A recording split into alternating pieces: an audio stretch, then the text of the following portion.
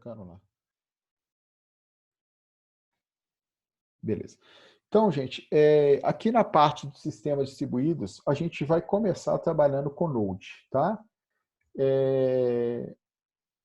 Foi uma plataforma aí, né, igual eu já tinha adiantado para vocês, que a gente mediu uma série de variáveis e ela trouxe para a gente aí problema quase zero nas turmas que a gente já trabalhou com ela anterior em relação a hardware, a máquina, isso tudo. E o segundo ponto, que é, né, uma tecnologia, um framework que ele tem uma relevância de mercado, né, tem ganhado o mercado, e caso, né, ele não decole, porque a gente está naquela era de tecnologias emergentes, provavelmente quem vai decolar vai ser alguém com características muito parecidas com o dele, né?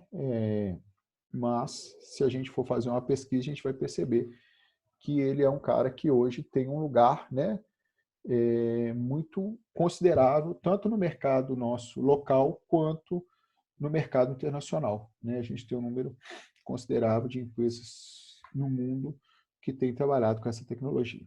Beleza? Então, né, não sei se alguém tinha essa expectativa aí, mas é o que iremos trabalhar aí para o nosso back, pelo menos nessa primeira parte.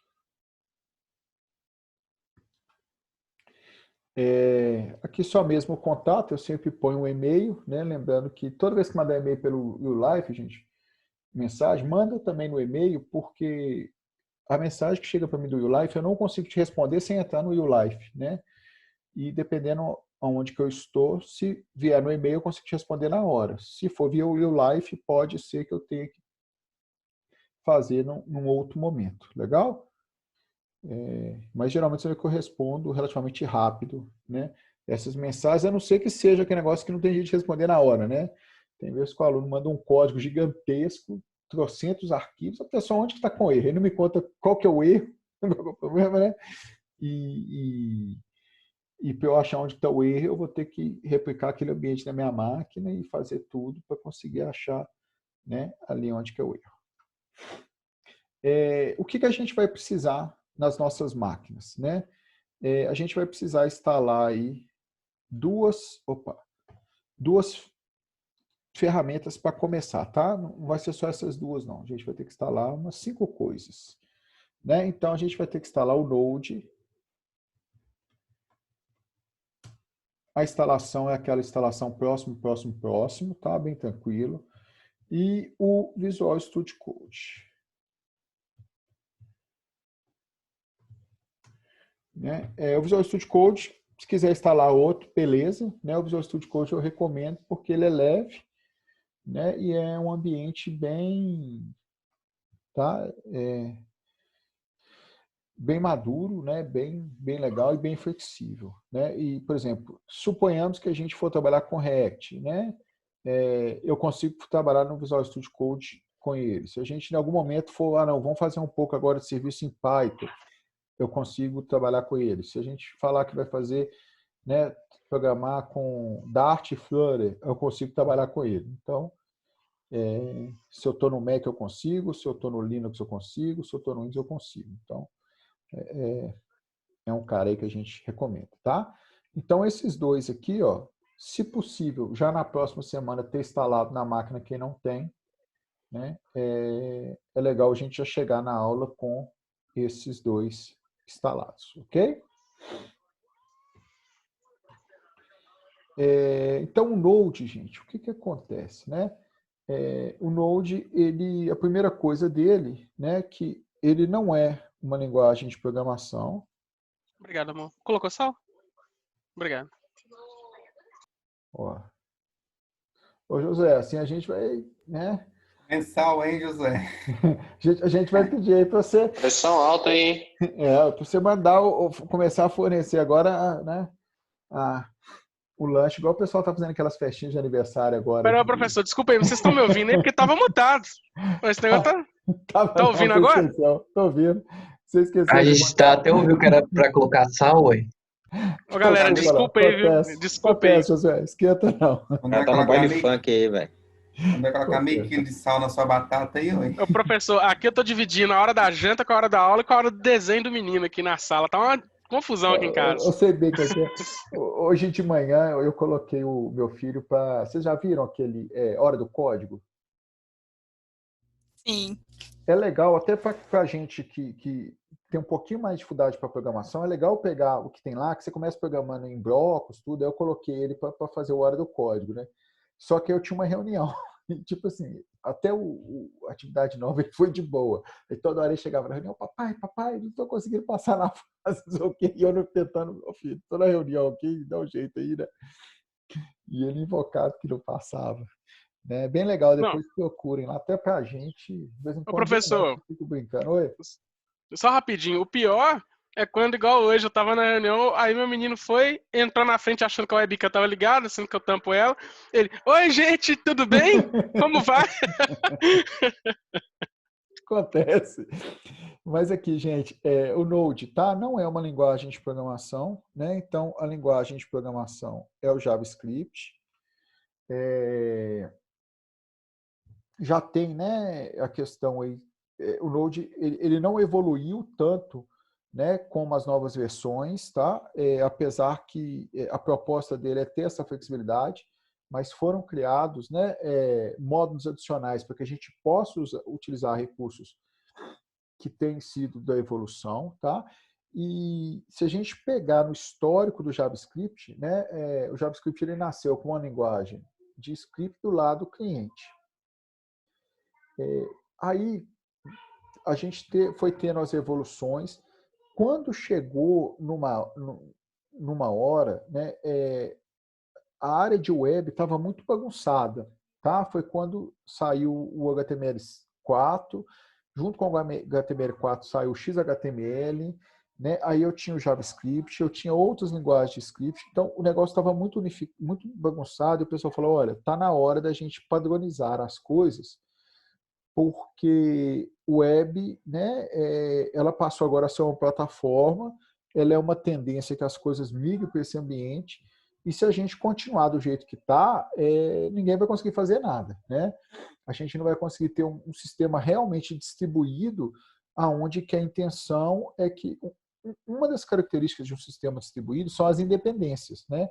Então a ideia é o seguinte: não importa o sistema operacional que eu estou usando, não importa a topologia de rede que eu estou usando, não importa o hardware que eu estou usando, né? Não importa a linguagem de programação que eu estou usando. O ideal é que todas as máquinas consigam, né, se interagir entre si de uma forma muito transparente. Tá? Não importa o local físico que ela está, não importa o endereço que ela está, né, o endereço físico, não importa o endereço de rede. O importante é que a gente tenha um conjunto de transparências, e depois o Seolin vai falar disso, né, de uma forma mais teórica, dando todo o embasamento que a gente tem que ter, mais polido. E a web não estava tendo isso, né? A web estava muito bagunçada. Aí o consórcio, né, que é a W3C, ela se juntou e falou assim, olha, vamos fazer uma versão de HTML chamada HTML5, vamos prover nessa versão algumas responsabilidades e vamos unificar o JavaScript como a linguagem do lado cliente. Tá?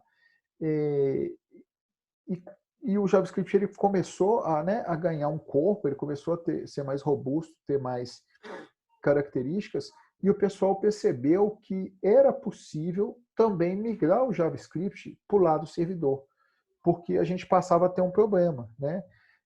O primeiro grande problema que a gente começou a ter foi o seguinte: antigamente, o lado cliente ele fazia coisa muito básica. Então, as habilidades que eu precisava ter para uma pessoa que trabalhava de front-end, né, era uma habilidade mais básica.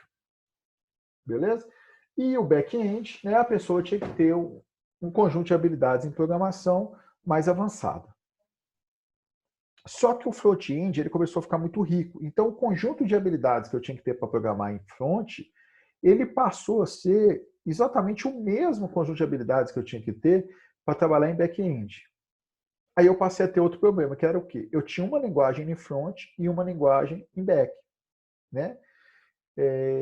E com isso, eu perdia as habilidades de quem trabalhava do lado back, né, lá no back-end, para poder atuar no lado front-end. Então o pessoal começou, poxa, nós temos que achar uma solução para isso.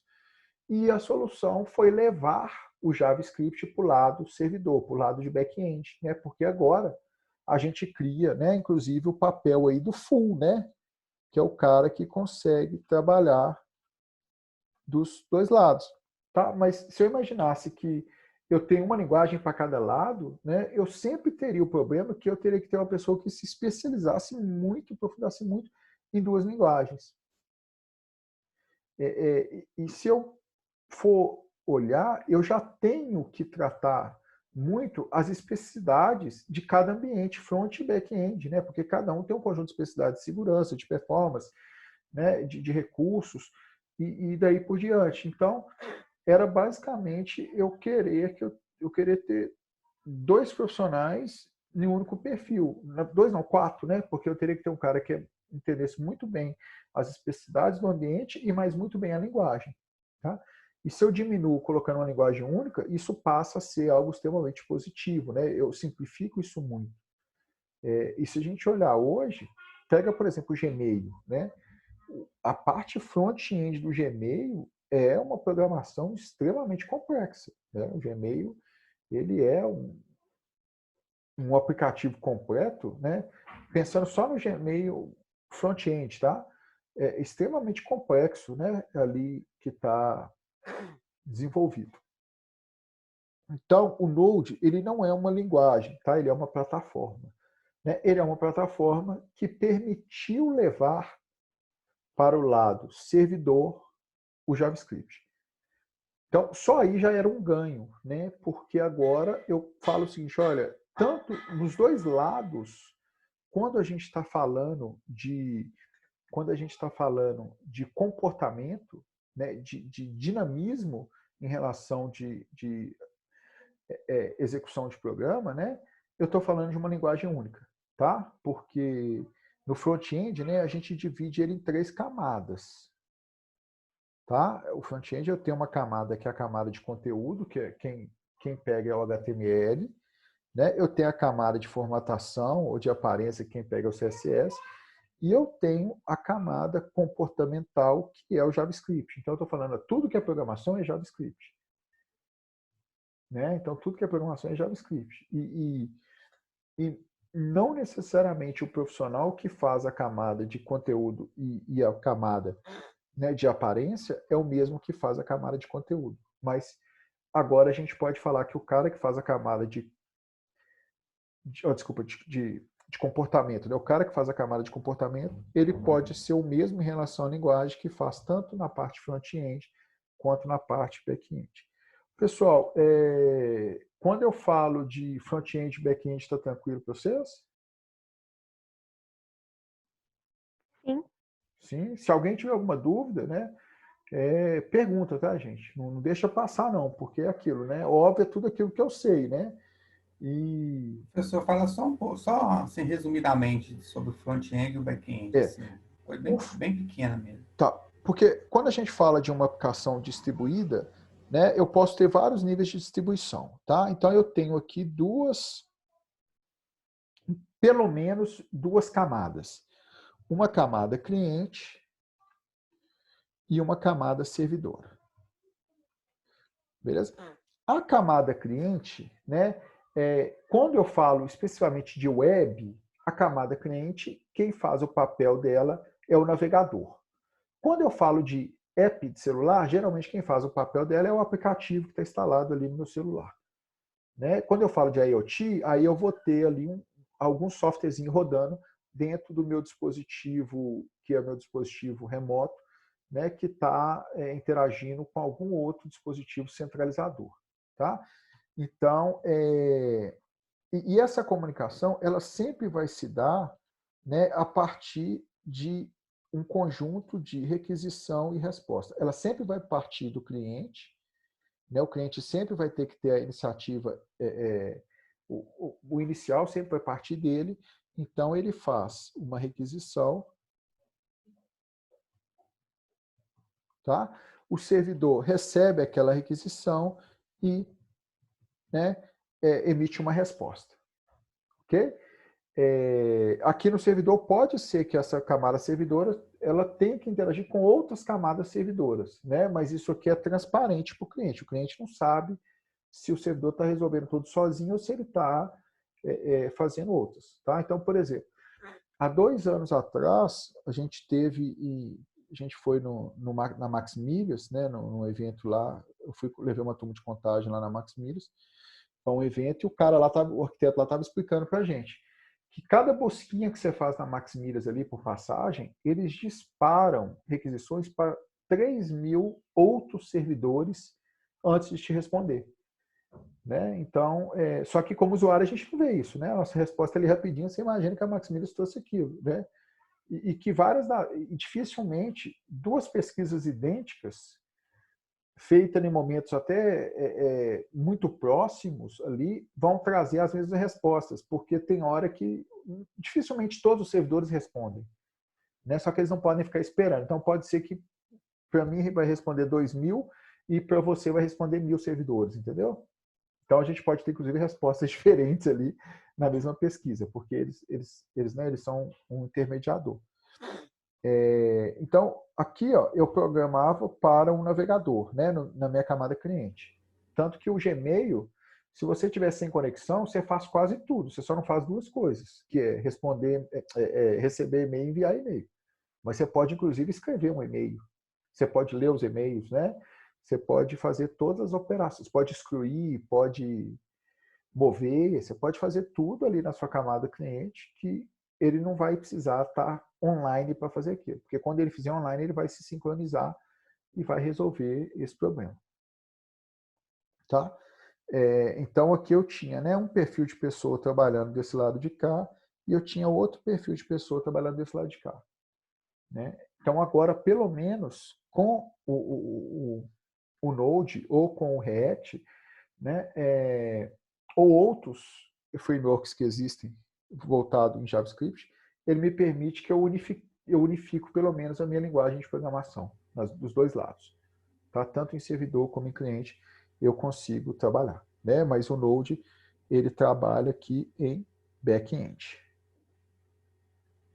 Ficou claro? Ficou de boa? Ficou sim. Beleza? Ô, gente, não deixa passar não, tá? Porque eu tenho certeza que essa explicação aí, né, gerou gatilhos aí mesmo de quem já tinha ouvido falar disso aí.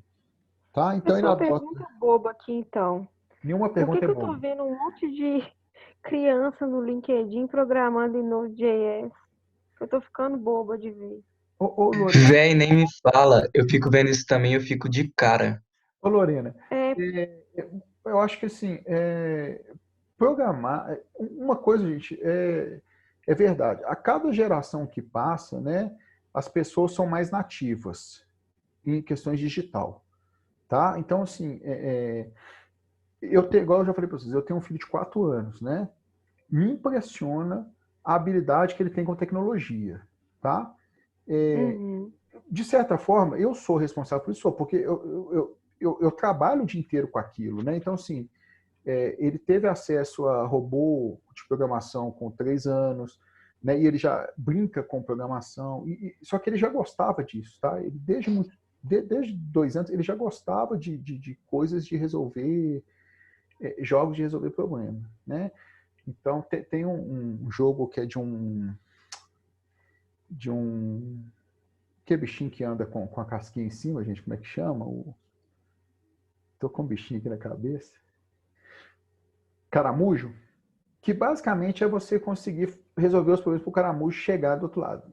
Ele jogava isso, era a iniciativa dele. Eu nem conhecia o joguinho, ele falava, minha esposa falou, Cristiano, como é que ele fez? Ele falou, ó, o celular tá aí, o tablet tá aí, o videogame tá aí, e a gente controla alguns. Então, por exemplo, hoje eu deixei ele ficou 1h30 programando em blocos. Né? Então, a dificuldade dele é que ele não sabe ler, então ele já ia programando. Então, é lógico que ele tem grandes chances com 10, 12 anos, né, se ele continuar nesse pique, de estar programando em qualquer coisa. Tá? Porque o conteúdo, ele está muito aí. Né? Então, eu fico vendo assim...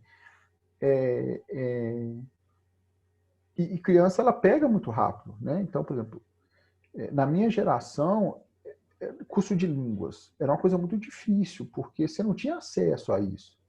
Né? Eu fico vendo ele, e, gente, isso é dele, tá? Não forço nem nada. Tem algumas coisas que eu acho que assim, né, tem que ser da pessoa, ela tem que gostar. Tanto que eu sou da área de tecnologia, minha esposa é da área de saúde, né? Então, mas assim, eu vejo que inglês, por exemplo, ele gosta muito. Aí o que ele faz? Ele assiste um desenho em português, aí depois ele volta e assiste o desenho em inglês. Aí tem hora que ele para, acho que ele não lembra qual que é a fala da cena, aí ele pergunta. Ou então ele vai, para, muda o idioma, assiste aquele trecho numa língua, depois ele assiste na outra. Entendeu, Lorena? Então, assim, essa geração ela vai ter uma facilidade muito maior de língua, de programação e de várias outras coisas. Por quê? Porque ele é nativo naquilo. Né? E não vai ser só. E dificilmente, por exemplo, esse menino mais novo, ele vai ter curiosidade para programar, por exemplo, em C, linguagem C. Porque não está. Tudo que ele vai pesquisar, tudo que ele vai estar ali, né, vai estar em linguagem.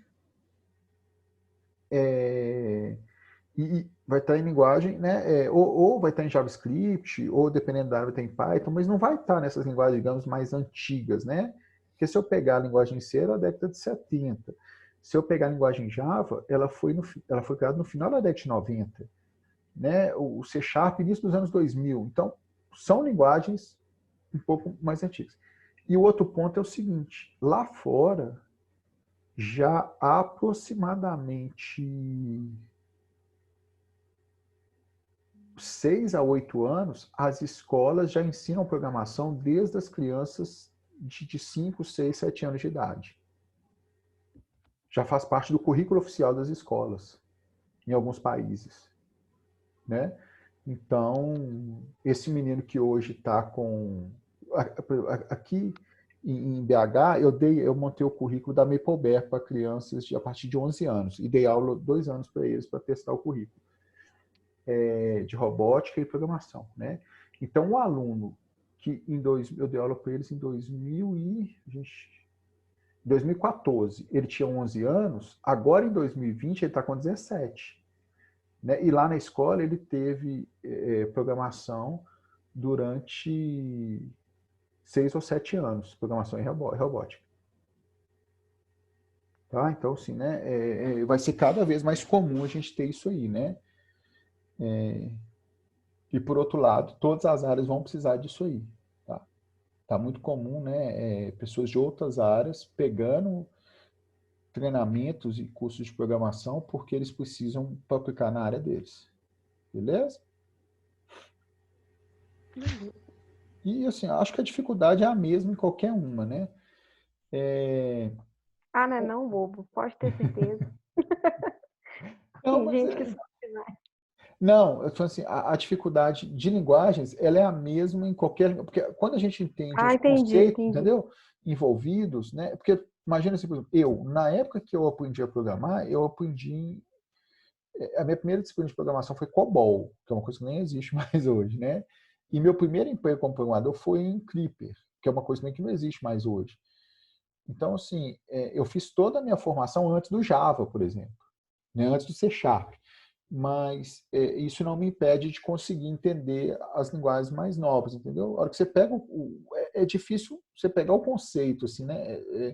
Você entender o mecanismo, digamos, de funcionamento. Mas depois que você entende, é bem mais tranquilo passar de uma para a outra. Né? Mas eu sei que não é fácil. Né? Ele trabalha com o conceito de rotas, tá? Aqui é uma característica principalmente de ferramentas que são muito pensadas para serviço. Né? A gente vai ver o que é rota, tá, gente? Não preocupa, não. E outro detalhe, né? Lá fora não importa, na área de TI, não importa mais a sua formação, né? Importa se você faz ou não faz. Né? O Google já falou isso, oficialmente já oficializou. O Facebook também já oficializou isso e várias outras foram na mesma linha. Então, se tem um menino de 15 anos que programa e a legislação do país dele permite, né, ele vai ser contratado pela Google, beleza, e vai trabalhar na casa dele no país onde que ele estiver. E se ele for muito bom, é perigoso a Google falar, cara, muda para esse outro país aqui com a sua família e trabalha para mim, porque nesse outro país você pode trabalhar. né? Vai ser cada vez mais realidade isso aí. Então, né, aqui é a questão do Node. Outra coisa que a gente vai instalar, né, eu tinha falado que era só o Node e é só o Node e o Visual Studio Code, mas a gente também vai ter que instalar esse tal de Yarn aqui. Tá? É só a gente buscar na internet. Quem tiver o NPM, né, não precisa instalar o Yarn, eles fazem mais ou menos a mesma coisa, né? Mas eu opto por trabalhar com o Yarn. Tá? O que é o Yarn? Professor, eu acho que o Node já instala o Yarn já de uma vez. As instalações mais novas já estão instalando?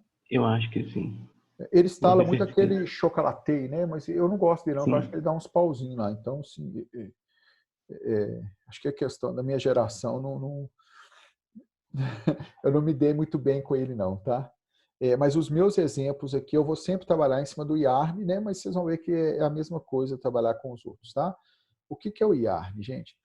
Essas tecnologias novas, elas trabalham muito com o conceito de pacotes, tá? Porque quando eu gero algo que eu não quero, eu sei qual que é o ambiente que aquele algo tem que atuar, mas eu não quero limitar e eu ainda não sei quais são as possibilidades daquele algo, é ideal que eu faça ele o menor possível, o mínimo possível, e deixe, né, uma característica de extensão para ele. Tá?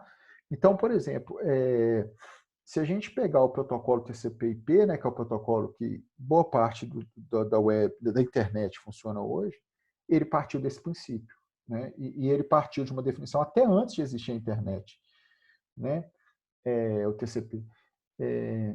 E o Node ele foi criado muito, e as ferramentas novas são criadas muito com essa mentalidade. Então eu faço o núcleo mínimo que eu preciso para funcionar e eu deixo ele extensível para que cada nova situação que possa ser integrada ali, ela possa ser né, a minha solução suporte. Então, o gerenciador de pacote ele vai nos permitir exatamente fazer essas integrações de novas funcionalidades. Tá? Então, porque algumas vezes eu preciso de uma funcionalidade específica. Então, por exemplo, a gente vai usar um cara que chama Nodemon. Aí eu preciso instalar um Nodemon. Só que para o Nodemon funcionar, ele precisa de mais um monte de outros módulos adicionais. Então, para eu não ter que preocupar quais são esses monte de outros, quem fez o Nodemon já faz uma documentação. Nessa documentação ele já coloca tudo o que precisa. E esses gestores de pacote, quando eu peço para ele instalar o Nodemon, ele já instala todo mundo que tem que instalar na minha máquina ali, sem eu ter que esquentar com dependência nem nada disso, né? Se eu quero sempre estar com a versão mais atualizada, esse cara já vai manter a versão mais atualizada, né? E, por outro lado, se eu quero migrar o meu ambiente de uma máquina para outra, que é muito comum quando a gente está falando de ambiente distribuído, né? Eu não vou ter que mandar esse monte de pacotes, porque esse monte de pacotes é algo muito grande. E para eu transitar em rede, né, eu gastaria tempo, banda de rede e outras coisas. Então, eu só mando a documentação do gestor de pacote e o gestor de pacote fica responsável por, na hora que você quiser fazer essa atualização, você vai lá e pede para ele, cara, instala tudo que eu tenho dependência para minha solução funcionar. Vai estar tudo lá na documentação dele, né? E ele já vai fazer com que sua máquina esteja em condições de trabalhar sem ter ocupado grande banda de rede, tá? Então, essa é o papel, né, do gerenciador de pacotes, beleza? Então, e eles têm as facilidades, inclusive, se eu quisesse usar as minhas bibliotecas, né, é só eu seguir o padrão dele pré-determinado, fazer o documento conforme, né, tá lá definido, e eu vou conseguir ter isso daí. Legal? Ficou, aqui tá de boa a questão do gestor de pacote? Sim, tá ok. Tá ok? Então, aqui, ó, então a gente vai ter inicialmente 3 ferramentas, né? A gente vai ter que instalar o Node, o Visual Studio Code, tá?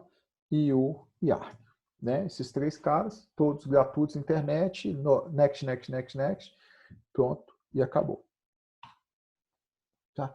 Algumas características técnicas do Node, né?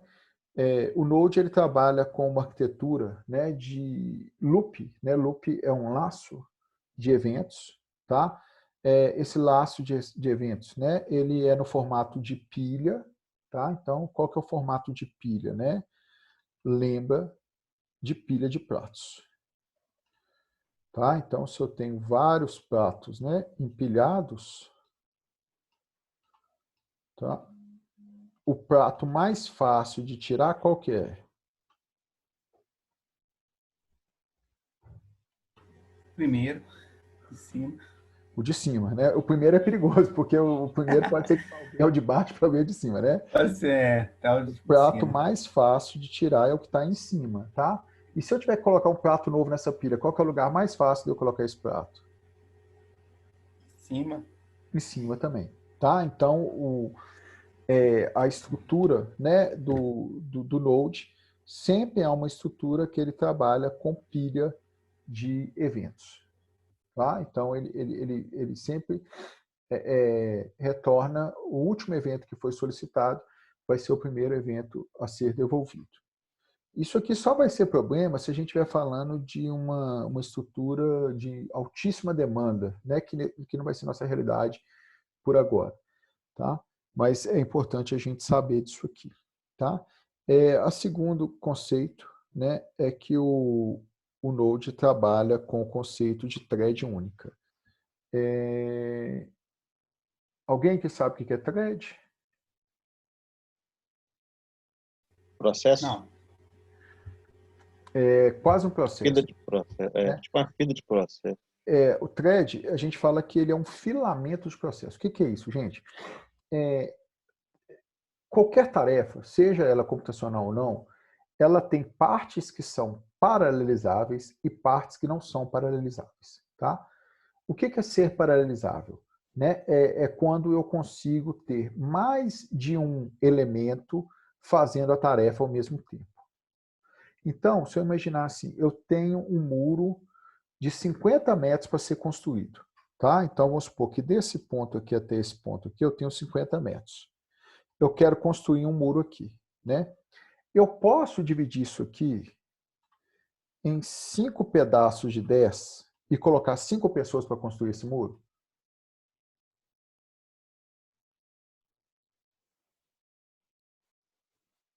E aí, posso ou não posso? Posso? Então, vamos lá. Se eu puder ver, qual que é a chance de chegar nesse ponto aqui e esse muro estar alinhadinho um com o outro e eles conseguirem ser o mesmo muro? Muro de tijolo. Não entendi. Isso é bem baixo. Bem baixo, né? Porque se eu tenho um cara, imagina, eu tenho um cara começando um muro aqui, outro cara começando um muro aqui. A chance desse cara, que a hora que ele chegar aqui, o muro dele está alinhado com isso aqui, é 0, né? Porque geralmente um pedreiro só fazendo ali todo, né? Ele não vai conseguir. Imagina sempre, né? Acabamento de casa é bem isso aí, né?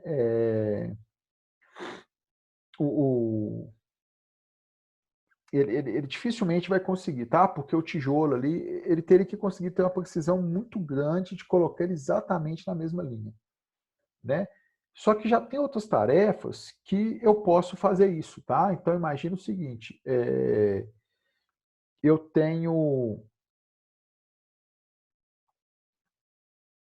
tenho que fritar pastel, beleza? Então, se eu pegar, né, 3 fritadeiras de pastel, tá? 3 máquinas e 3 pessoas, né, eu consigo fazer com que eu tenha 3 vezes mais pastéis sendo frito no mesmo intervalo de tempo, não consigo? Sim. Sem correr nenhum risco, tá? Risco 0, né?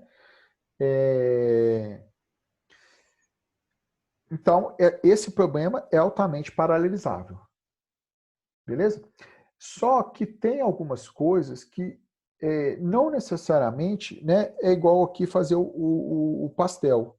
Tá? Tem problemas que só um pedaço dele que pode ser feito mais de uma pessoa ao mesmo tempo. A thread é exatamente essa questão. Então, imagina que eu estou falando de, não sei, fazer pizza. Processador.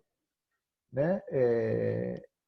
Se eu estou fazendo pizza, eu posso ter ali, né, uma pessoa abrindo massa, uma pessoa montando, uma pessoa assando e uma pessoa encaixotando.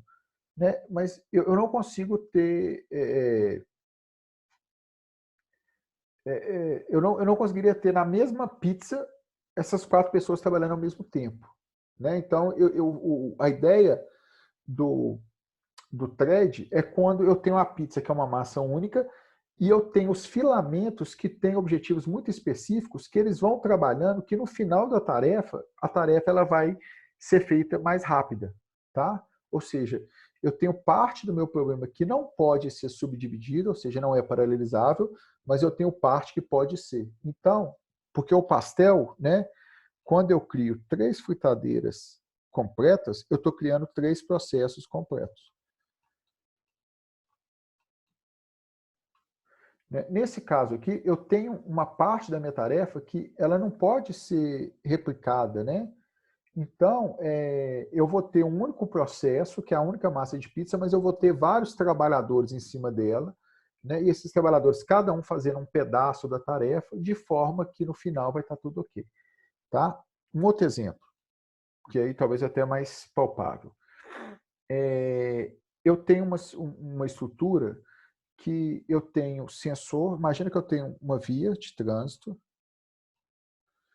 né? Aí eu tenho sensores aqui, ó, para poder verificar se tem veículo ou não tem veículo. E esses sensores é que definem o funcionamento de um semáforo.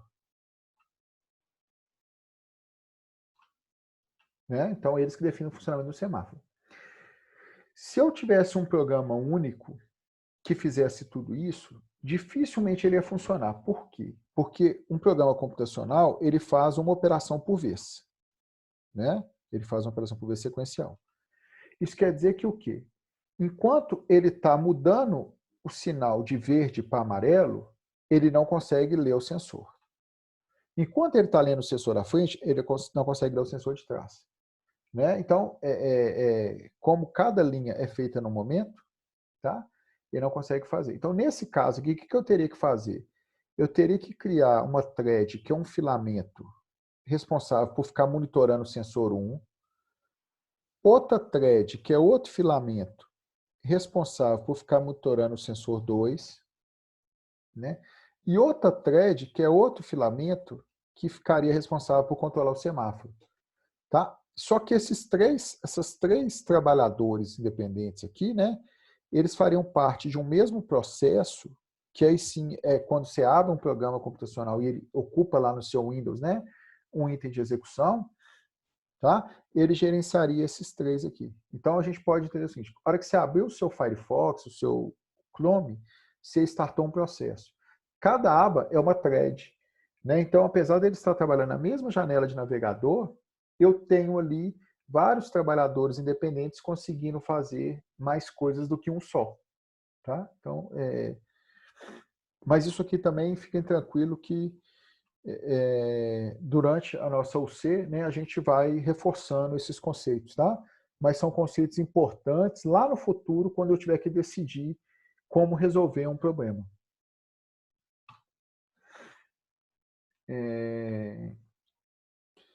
E por último, né, ele é não bloqueante. Tá? O que é não bloqueante? As operações dele não bloqueiam nem o dispositivo de entrada nem o dispositivo de saída. Aqui, como geralmente é requisição, né, mas ele não bloqueia. Tá? Ele sempre vai atender a todo mundo e sempre vai colocar nessa estrutura de pilha aqui. Ó. E um outro que não está aqui é que ele é extremamente simples. Né? Ele é extremamente objetivo. Tá? E isso, gente, traz para ele características que são fenomenais, principalmente em questão de uso de hardware. Né? Ele é extremamente leve. Tá? E ele é altamente escalável. Por ser leve, né? E gastar muito pouco recurso de máquina, tá? eu consigo fazer com que ele tenha uma elasticidade. O que é uma elasticidade, né? Eu consigo fazer com que atenda pouca gente, se a demanda for pequena, e eu consigo fazer essa demanda crescer de forma que a minha utilização de recurso ela não vai ser exponencial. Tá? Então, por exemplo, Java, um dos grandes problemas de Java é o consumo que ele tem de recursos de hardware. Né? Então, se você precisa escalar o seu problema numa arquitetura e está usando Java, você provavelmente vai ter grandes problemas em relação a hardware. Você vai precisar de hardwares cada vez mais potentes e você pode esbarrar, inclusive, de não conseguir ter. Você vai ter uma inviabilidade ou técnica ou financeira em relação a isso. Né? É extremamente caro. Tá? Isso é muito relevante a gente pensar, gente, porque é o seguinte, vamos supor, Java, quando ele foi projetado, o Java tá? Vou falar do Java Enterprise, né? Porque o Java, quando foi projetado, ele mudou tanto os focos dele que... mas quando o Java Enterprise foi projetado, qual que era a realidade? Né? A gente tinha sistemas de grande porte que rodava em ambiente distribuído, mas com uma requisição, um volume de requisição que a gente conseguia prever qual que era o tamanho dessa requisição. Então, o governo, ele sabia o quanto o Banco do Brasil, ele sabia qual que era a movimentação que ele teria ali, né, em questão de requisições de recursos. Ele sabia quantos saques tem por mês, quantos depósitos tem, quantos extratos. Isso, para ele, era uma coisa muito bem prevista. Tá? Então, sem problema nenhum. Hoje, quando a gente fala, né, vão imaginar um iFood, vão imaginar até mais o próprio Zoom, né? Eles não sabem qual que vai ser a demanda deles. Né? Imagina, principalmente com essa pandemia, o mundo todo começou, né, a usar mais iFood, começou a usar mais Zoom, começou a usar mais... Então, assim, eles saíram de uma realidade que se era X, eles saíram para uma realidade que foi realmente uma curva. Né? Eles saíram... Provavelmente aqui, ó, eles saíram daqui e vieram para cá. Né? Então, se eu estivesse usando uma coisa, por exemplo, em Java, eu teria que ter acompanhado o hardware do mesmo jeito. Tá? E quando eu tenho uma tecnologia, né, baseada em JavaScript, não necessariamente só Node, essa curva aqui, né, a curva do recurso que eu preciso, ela não é uma curva daquele jeito, é uma curva mais ou menos assim. Ó. Então, é muito mais fácil eu escalar e não ter problemas. Tá? Então, é uma questão que tem que ser muito, muito analisada. Aqui está de boa. O Node, né, ele basicamente foi pensado em trabalhar com APIs REST. Né? O Seolin já começou a falar para você sobre REST. Aqui eu não vou entrar muito em detalhes, né? Mas a ideia dele foi exatamente, ele já foi projetado pensando, né, em trabalhar nesse tipo de arquitetura. Só que é tão legal esse conceito que eu falei para vocês de fazer o mínimo e deixar a flexibilidade para a necessidade, né, para o que vai acontecer, que mesmo ele sendo pensado para REST, para eu fazer uma solução REST, eu tenho que, no mínimo, instalar uma outra módulo de terceiro para trabalhar com isso. Né? E por que eles fizeram isso? Porque a ideia deles é o seguinte, cara, não necessariamente eu, como produtor da ferramenta, vou fazer a melhor tecnologia. Né? Pode ser que eu tenha outro que faça melhor do que eu. Tanto que existe uma tecnologia que ela ganhou uma certa hegemonia, né, que é a que a gente vai adotar, mas hoje já tem algumas batendo de frente com ela. Tá? E talvez daqui a um tempo ela não vai ser mais considerada a primeira opção ou a melhor. Né? Então ele tem essa característica que é muito legal, essa característica de pensar no mínimo E mesmo dentro do meu objetivo principal, eu não devo fazer meu objetivo principal. Eu devo fornecer uma base para que qualquer um possa fazer, né? Porque eu não sei quem faz melhor. Tá? Então, isso é um negócio muito interessante. Ele funciona aqui na requisição e resposta, que foi aquele, né, desenho que eu fiz anterior. Eu tenho o meu cliente, eu tenho o meu servidor, tá? O meu cliente faz uma requisição, o meu servidor processa e responde essa requisição. Lembrando que nesse processamento pode ser que ele demande, inclusive, requisições para outros servidores, requisições para banco de dados, requisições para várias outras situações. Tá? Como que é feita essa requisição? Né? Essa requisição é feita a partir de um endereço, tá? Porque como ele a API REST, né? Ela geralmente é implementada, aqui no nosso caso sempre vai ser implementada em cima da web, né? Ela vai ser um web service, sempre vai ser uma URI de web. Tá? Então aqui, por exemplo, se eu digitar, vamos digitar aí para a gente ver aqui, ó, http://viacep.com.br/ws/ posso pôr o CEP da minha casa, tá? Então 31.330.000/JSON. Então, se eu acessar esse endereço que eu coloquei para vocês aí, né? Olha lá para vocês verem. Ele vai me retornar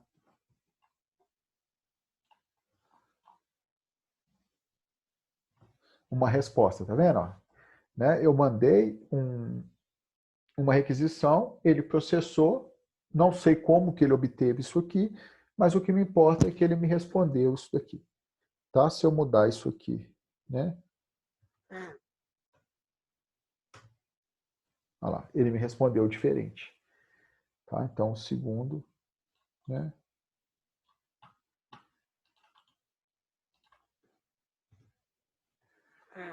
Ele me respondeu diferente. Então, sempre quando a gente for falar, né, da forma de acionar, sempre eu vou acionar a partir de um endereço, né, ou de uma URI, ou de um endpoint, ou de uma rota, tá? Que é exatamente essa questão aqui. E sempre o web service ele vai ser muito objetivo, né? A gente vai ver aí que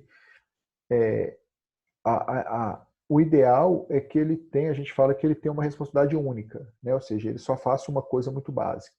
Toda vez que a gente começa a fazer algo que é muito inchado, que faz coisa demais, pode saber que muito em breve a gente vai ter problema em relação àquele item.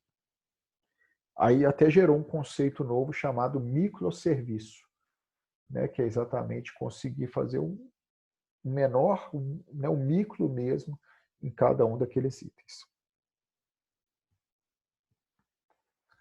Né? Então, aqui eu chamei de um jeito, chamei de outro, ele me retornou de jeitos diferentes.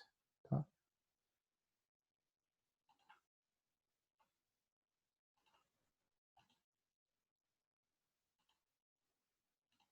Tá. Né? E o REST aqui, né? Ele me indica qual que é o conjunto padrão de operações que a minha solução tem que ter para ela ser considerada um hash ou um hashful. Né? É exatamente aquela questão que eu falei lá no início. Quando eu estou falando de algo distribuído, eu tenho que falar de algo que seja possível, ele seja totalmente transparente. Né? Não importa o sistema operacional, não importa a linguagem de programação, não importa como ele está sendo feito. O importante é que todos consigam conversar entre si. Tá?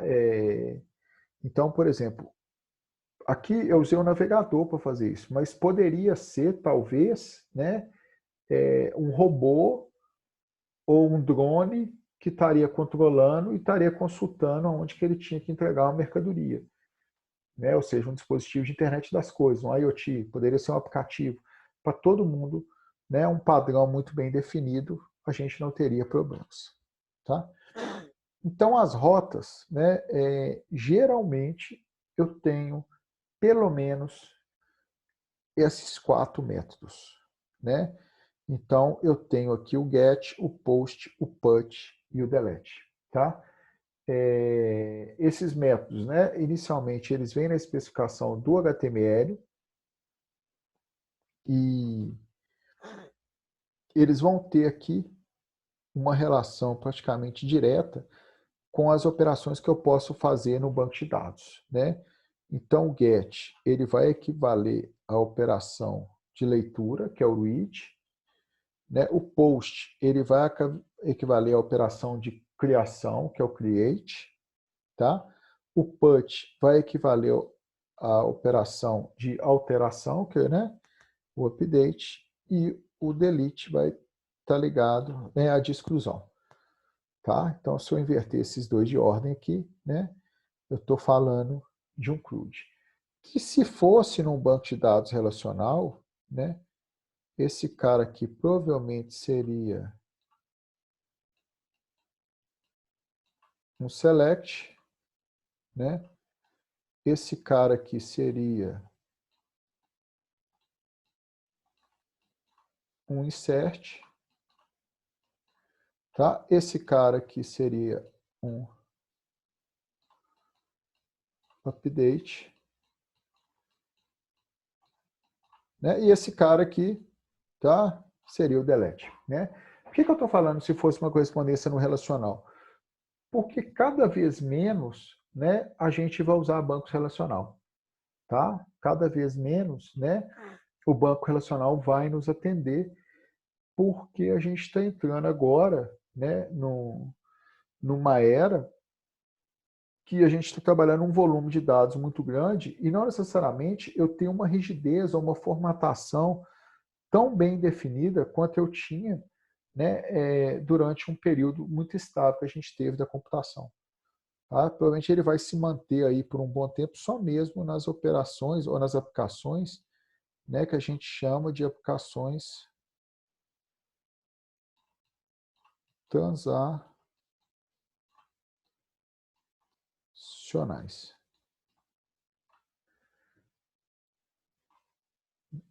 Né? E mesmo assim, ele ainda pode me trazer uma série de problemas, tá? Apesar de todas as suas qualidades, a sua estabilidade, isso tudo. Né? Então, Alexandre, que problema pode ser esse? Né? Então, por exemplo, há uns 12 anos, nós estamos em 2020, 12 anos atrás, eu trabalhei num projeto de uma empresa chamada Magnesita. Vocês já ouviram falar da Magnesita? Alguém já ouviu falar dela? Já. Eu não sabia. Quando eu trabalhei nesse projeto, que eu fiquei sabendo. A Magnesita, ela comprou quase todas as empresas do mundo da área dela. Tá? Ela é uma potência mundial. E na época, nesse projeto, a gente tinha que integrar a base, né, dos ERPs das empresas que eles tinham comprado. Então, eles tinham um sistema, eles tinham comprado uma japonesa, uma americana e outro país, eu não lembro qual que era.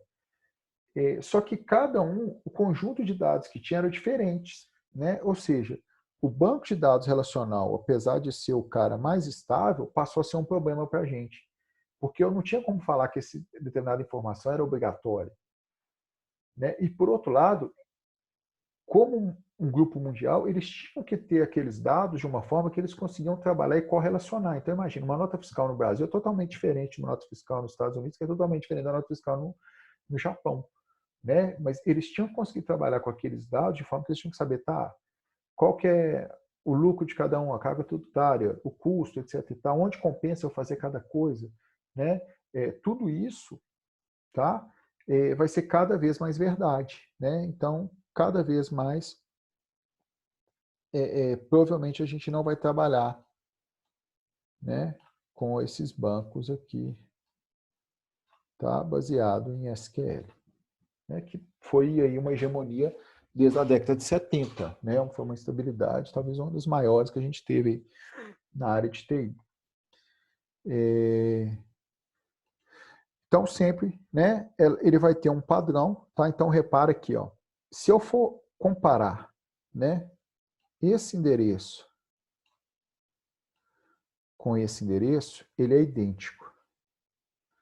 tá? E na prática, tá? Eu também posso fazer esse ser idêntico. Eu não preciso colocar esse 1 aqui, que seria o ID, né, do usuário que eu quero alterar, e nem preciso colocar esse aqui. Então, isso quer dizer o quê?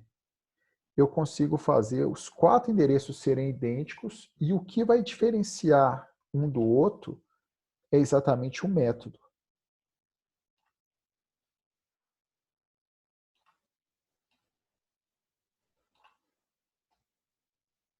Né? Exatamente o método vai diferenciar. Aí eu falei que a gente ia ter que instalar só 3 soluções, nós vamos ter que instalar mais uma, nós vamos ter que instalar 4. Tá? Então, né, a nossa lista que era o Node, o Visual Studio Code e o Yarn, a gente vai precisar também de uma ferramenta que nos permita fazer essas requisições para a gente testar o que a gente fez. Né? Por quê? Porque o navegador web ele só consegue fazer a requisição padrão, que é o GET. Tá? Né? Pensando ali na barra de endereço. Beleza? Então, a gente vai ter que instalar uma outra ferramenta também para, né, poder trabalhar a nossa disciplina. Qual ferramenta que vai ser essa? Aí eu vou dar 2 opções para vocês. Tem uma que chama Postman, né? Que ela não é a minha... Não precisa ser exatamente essa, tá? Mas é alguma ferramenta que me permita fazer requisições usando qualquer um dos métodos do padrão RESTful. Essa é a ferramenta que eu vou precisar. O Postman não é a minha obrigatória, não é a minha preferencial, eu acho ela muito pesada, beleza? Eu geralmente uso, né, o João Vitor perguntou aí, eu uso a Insomnia, que é a ferramenta do João Vitor. Qual que é o problema da Insomnia? Ela é mais leve que o Postman, mas ela só funciona em máquinas 64 bits. Então, se a sua máquina não é 64 bits, né, você pode usar o Postman ou pode procurar uma série de outras ferramentas, né, que a gente vai ter disponível aí, tá? Qualquer coisa, se você achar o Postman está muito pesado na minha máquina, a gente pode, te ajudo a procurar, fala assim, ó, testa essa daqui, para ver qual que é. Né? Mas essas duas são as duas mais utilizadas, tá? O Insomnia ele é visualmente mais confortável, né? E ele é mais leve também, né? Eu acho que ele é bem mais leve do que o Postman, só que ele tem esse problema dos 64 bits. E só roda... Mas eles entregam a mesma coisa, né? Não faz diferença. Não faz diferença. Eu acho que, na verdade, o Postman ele é um pouco mais completo, e é por isso que ele é mais pesado. Mas eu não tenho certeza, que eu não mexo Eu acho muito que no Postman, não. não é. Foi Acho que o só, eu problema só ouvi dele é aquela comentário. questão que é tudo ou nada, né? Ele não é... Então, mas Uhum. você já usa outra, a gente pode usar também, tá? Aqui são sugestões, porque é a ferramenta que eu vou estar fazendo com vocês aqui, né? Então, muitas das vezes você nem vai ter que me perguntar o que você tiver dúvida. Você vai ver a gente faz, opa, aquilo ali que está diferente do meu é isso, aquilo, né? E se tiver uma diferente, aí a gente vai ter que parar e fazer, tá? Mas não é obrigatório utilizar exatamente a mesma, né?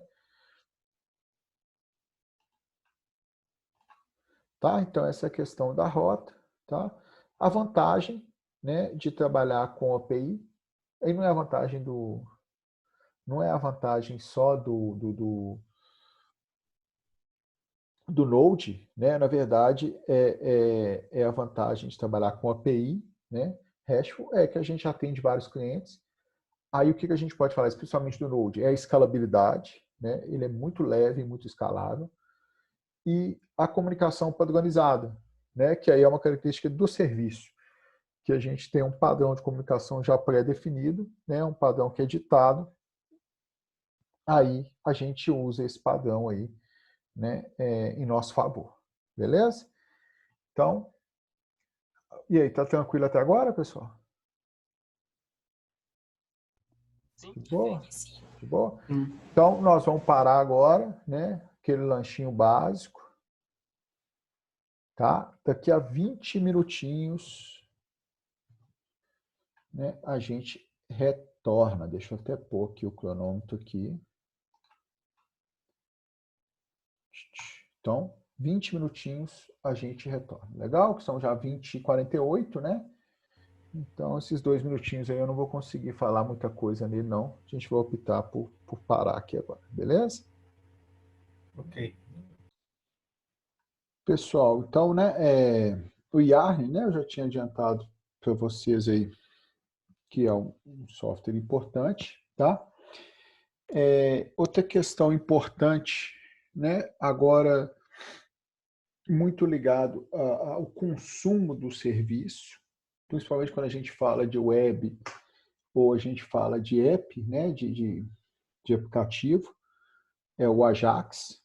Tá? O Ajax, né, é uma combinação de linguagens, que é a combinação de recursos assíncronos do JavaScript, juntamente com um padrão, uma linguagem, né, de integração de dados, que pode ser XML, pode ser JSON ou outros. Tá? O XML foi o primeiro, né, e o JSON agora é o mais usual. Até porque ele é um padrão nativo do JavaScript, né? Então, isso aqui é uma coisa muito interessante de trabalhar. O objetivo do Ajax, né, é permitir realizar a comunicação entre servidor e cliente sem a necessidade de realizar uma requisição completa, né? Então, essa questão aqui de eu conseguir fazer uma requisição sem a necessidade de uma requisição completa é exatamente associado a essa questão aqui de ser assíncrono, né? Então, eu não tenho que bloquear o todo para poder fazer aquela operação. Então, por exemplo, quando a gente está usando o Gmail, né, a gente nem percebe que de tempos em tempos ele está indo lá no servidor e buscando alguma coisa, ou ele está indo lá atualizando alguma coisa, e daí por diante. Né? Antigamente eu teria que fazer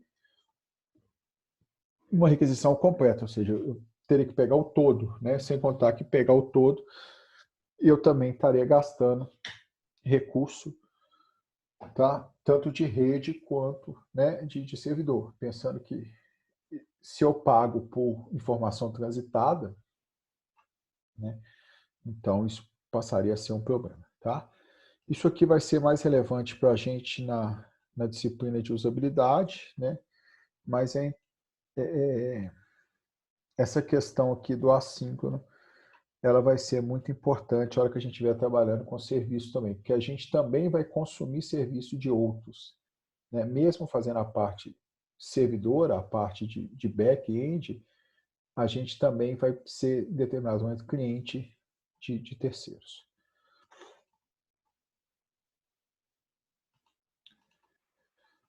Aqui o exemplo do ViaCep, né? É aquele exemplo que a gente já consumiu. Tá? Aqui a gente tem exemplo lá de implementação, se a gente quiser ver como que implementa um cliente, tá? Só por curiosidade. Eu deixei aqui, mas a gente não vai usar hoje. Né? Aqui, né, as assinaturas de requisição. Então, geralmente, porque quando eu falei das requisições básicas, né, a gente tinha lá o GET, o PUT, o GET, o POST, o PUT e o DELETE. Né? Só que uma coisa também que a gente vai perceber é que geralmente o GET, a gente tem, muitas das vezes, duas rotas diferentes de GET. Tá? Eu tenho uma rota que ela seria equivalente, né, a selecionar uma coleção, ou eu tenho uma rota que ela seria equivalente a selecionar uma unidade. Né? E todas as vezes que eu for fazer um post, né, o post é inclusão. Então, em algum lugar, eu vou ter que mandar as informações. Né? como eu vou ter que mandar as informações, o que acontece? Eu vou ter que...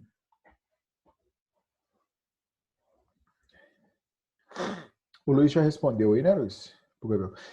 Eu vou ter que mandar de alguma forma. Então, geralmente, onde que eu mando? Eu mando no corpo da minha requisição, tá? Porque, né, uma requisição, ela tem uma estrutura mínima aí, né, que é o cabeçalho, né, e o corpo, tá? Então, essas informações eu mando aqui. Usualmente, hoje em dia, né, a gente usa o padrão que é o JSON. Beleza?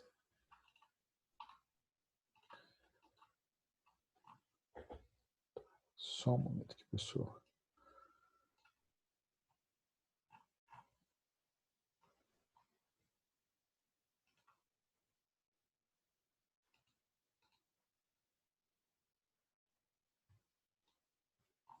Ah.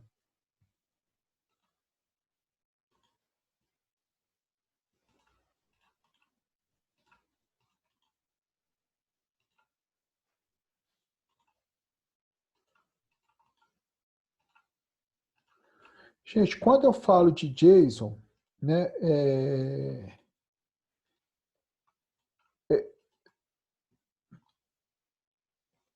alguém, é natural o que eu estou falando aí ou não? É algo totalmente novo aí. Para mim é novo, pessoal. Novo? Beleza. Então, vamos lá. Então, deixa eu voltar aqui. Eu tinha deixado uns itens escondidos aqui, porque eu, né, não sabia como é que ia ser o... Então, tá. Então, JSON. Gente, o que é JSON? Se eu quero falar que eu quero que meus dados transitem, né, entre diferentes linguagens, entre diferentes programas, em diferentes ambientes, a primeira coisa que eu tenho que fazer é definir um padrão para essa troca de dados. Tá? Então, antigamente era muito comum, né? Então eu era cliente de um banco.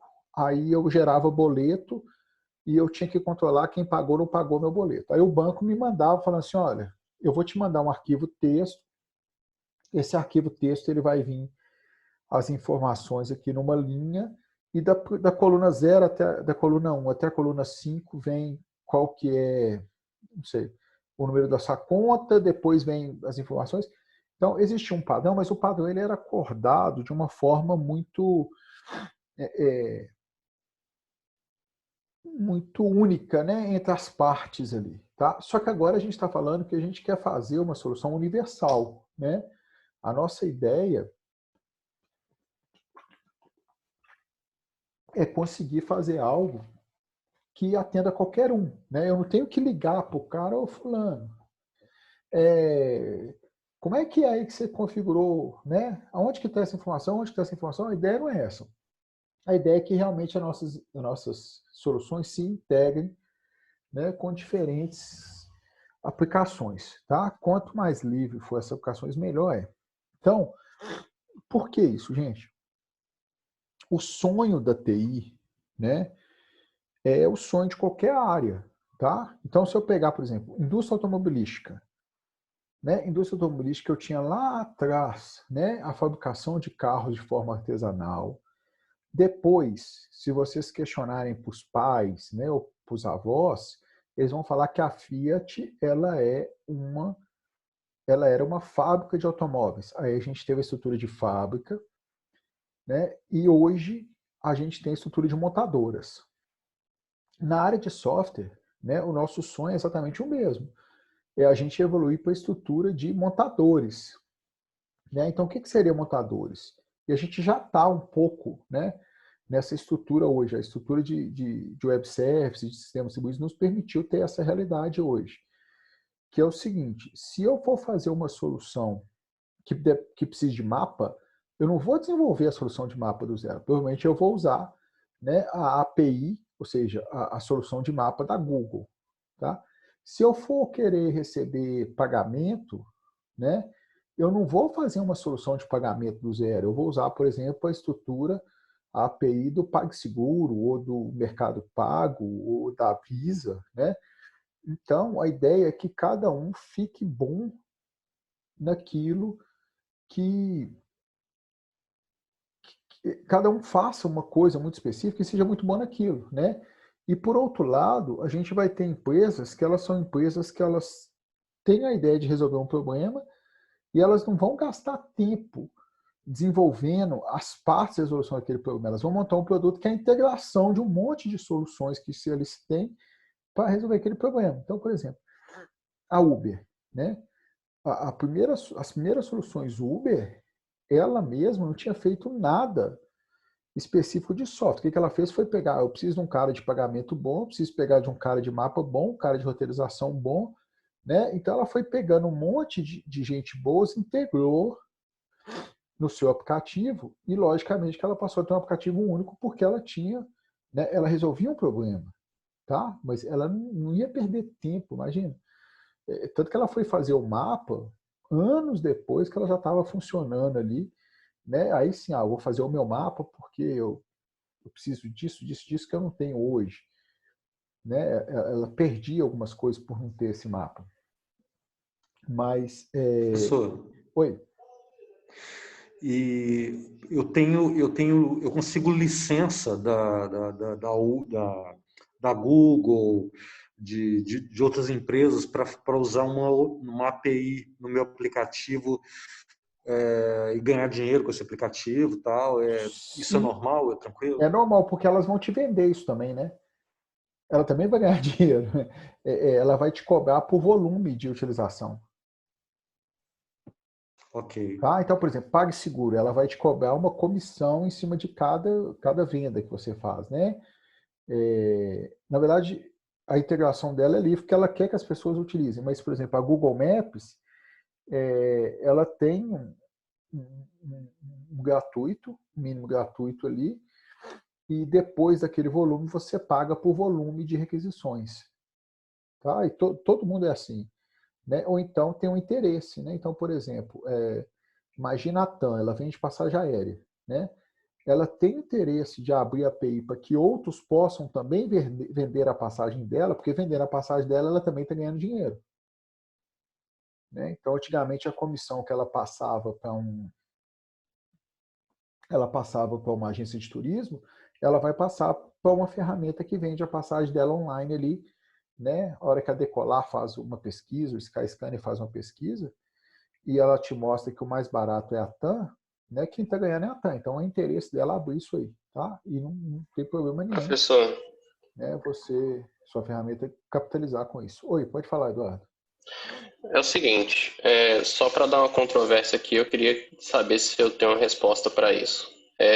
Você está falando que uma empresa, no sentido bom de fazer isso, é não se preocupar com criar sua própria solução, pegar coisas prontas já. Sim. E são empresas muito bem sucedidas, no exemplo que você deu, a Uber. Agora, como que você explica uma empresa que vale 2 trilhões de dólares, ela ter todas as APIs praticamente quase fechadas dela mesma? Como que ela chegou nesse patamar, não abrindo nada, não pegando nada de ninguém? O Eduardo, ela pode ter seguido 2 caminhos, né? Um caminho, ela teve tempo para isso. Outro caminho, ela tinha dinheiro para ir adquirindo outras que tinha feito algo que era bom. Entendeu? Só por desencargo, eu estou falando da Apple. Sim. Aí, né, a Apple, a gente tem que colocar ela num patamar um pouco diferente, porque a Apple ela trabalha com o mercado, e na disciplina de usabilidade a gente vai discutir muito isso, que a gente fala que é objeto de desejo, né? Então, mas, por exemplo, a Apple, ela tentou fazer o mapa dela e não foi bem sucedida. Inclusive, teve problemas seríssimos com o mapa, né? Nas versões do mapa dela. Mas a questão é que, mesmo ela não sendo bem sucedida, ela não larga a mão de tentar empurrar aquilo. Mas o mapa, ela teve que abrir mão um tempo, porque ela teve, inclusive, legais com o mapa, né? Mas, porque a Apple, se a gente for olhar isso, na verdade, ela já abriu mão de muita coisa, né? Na minha época... Sim, mas isso é antigamente. Antigamente ela era muito pior, né? Hoje em dia está mais liberal, aspas. Não é liberal, porque chegou uma hora que ela não conseguiu. Porque antigamente, né, o Apple antigamente era muito superior a qualquer outra marca, até por causa de plataforma, né? ela era a plataforma RISC e as outras máquinas, geralmente computadores pessoal, era a plataforma CISC. Então, ela fazia 100% do hardware dela. Tá? Ela fazia 100% do processo de hardware dela. Chegou um ponto, isso começou a ficar inviável para ela, né? Aí o que ela fez? Ela falou, não, é melhor eu fazer um controle de qualidade muito grande de hardware, determinar um padrão de construção e pegar um grupo de fornecedores que vai conseguir me atender e não gastar mais com o desenvolvimento de tecnologia de hardware. Né? Tanto que ela começou a usar processador Intel, passou para a plataforma CISC, né? Ela teve essa migração, mas logicamente que mantendo um padrão de qualidade. Só que ela é o que a gente chama de marca de desejo. Tá? Então, por exemplo, a Apple, né, na verdade, elas são duas coisas. Tá? No mercado norte-americano, ela explora muito o quesito nacionalismo, né, porque isso no americano é muito forte, porque lá no mercado dela, ela não é objeto de desejo, ela não é um objeto que tem um diferencial de custo muito grande, que é a nossa realidade. Mas, por um outro lado, né, até os comerciais da Samsung lá, que é a principal rival dela lá, é muito em cima da questão, porque a Samsung fala assim, olha, eu tenho o melhor hardware, não sei o quê, papapá, né, minhas soluções são melhores. E, por outro lado, a Apple joga muito em cima da questão nacionalista lá. Aqui no nosso mercado, ela é objeto de desejo. Né? Aí seria a gente falar mais ou menos que a Apple é uma Porsche, é uma Ferrari, entendeu? Né? Que é mais ou menos, né? Se eu pegar quase todos os montadores de carros que são objetos de desejo, a proprietária dela é uma empresa que também faz carro de massa. Mas eu nunca vou poder fazer, por exemplo, uma Ferrari popular. Né? Salvo engano, a Porsche teve um projeto desse e quase quebrou a linha de luxo dela, porque as pessoas falam assim, não, se qualquer um pode ter um Porsche, eu não vou ter um Porsche. Então, é muito em cima disso daí. Né? Mas, por outro lado, ô Norberto, eu estou gravando e eu vou disponibilizar para vocês todas as aulas. Beleza? Por outro lado, né, a Apple, ela não é uma empresa que provê tecnologia de software, né, em larga escala, se a gente pensar. Né? Ela tem a loja dela, ela tem o SEO dela, né, mas ela não tem, geralmente, produtos ou uma gama de produtos muito diversificados. Ela tem ali um padrão que ela define, olha, os meus produtos têm que estar, para você conseguir colocar um produto na minha loja, você tem que atender essa lista. Mas ela não tem essa questão. Tá? Mas aí é questão mesmo de nicho de mercado. Mas se eu pegar uma coisa tecnológica, né, dificilmente eu vou ter uma empresa que ela vai... Porque o tempo, acho que é a grande chave de tudo. Tá? Então, teve um tempo atrás que a gente teve um projeto na época que ele demandava videoconferência, né? Era uma ferramenta de serviço que ia atender pessoas com deficiência auditiva. Tá? Então, era meio que um Uber para pessoas com deficiência auditiva. E a ideia era que a pessoa que tem a deficiência, se ela tivesse numa situação que ela precisasse de um tradutor, né, ela conseguiria acionar via celular e ali você teria uma videoconferência de celular. Né? Muito parecido hoje, por exemplo, com o que essas empresas de curso de línguas online fazem, quando você tem um curso de língua com nativos. Aí, à época, a gente levantou uma empresa que ela era especialista em videoconferência, ela cobrava por chamada, independente do tempo da chamada, alguns centavos de dólar, alguns milésimos de centavos de dólar. Né? E a empresa que tinha a ideia lá, que era, né, inicialmente era uma ideia no modelo startup, ou seja, ia tentar fazer um produto para conseguir, né, ganhar mercado, os caras queriam construir essa tecnologia. Eu falei, gente, não faz sentido você construir uma aqui. Você vai ter que ter uma infra de hardware violenta e de rede violenta, que é um custo altíssimo. E duas, para você chegar numa ferramenta madura dessa, sem usar uma solução de terceiros, né, o tempo que você vai gastar para isso, talvez você vai perder o tempo de mercado. Entendeu? E você não sabe se a sua solução ela é aceitável ou não aceitável no mercado. Né? Então, tem muito isso na questão de mercado de TI. Né? Tanto que as empresas falam, se você tem uma ideia, cara, não preocupa de conversar a sua ideia com o pessoal da área de TI, porque uma que dificilmente ela vai ser totalmente original. Né? Duas, que você provavelmente vai ter mais gente para te conseguir direcionar e falar, você precisa disso, não desenvolve isso não. Vai lá e consome desse fulano aqui, consome daquele ciclano, daquele beltrano, e daí por diante. Né?